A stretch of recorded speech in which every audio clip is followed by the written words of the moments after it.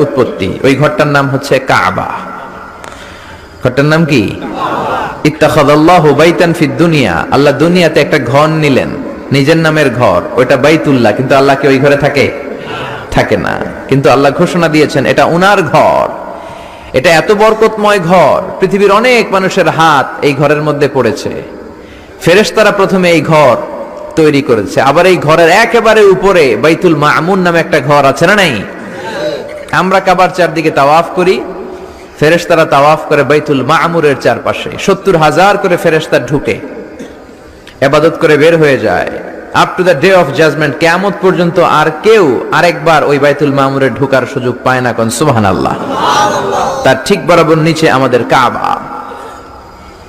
প্রথমে এই কাবাকে তৈরি করলো ফেরেশতারা, তারপর তৈরি করলো সাইয়েদনা আদম, ওনার হাত লাগলো। সাইয়েদনা নূহ আলাইহিস সালামের সময় এমন প্লাবন হলো, বন্যা, ফ্লাড।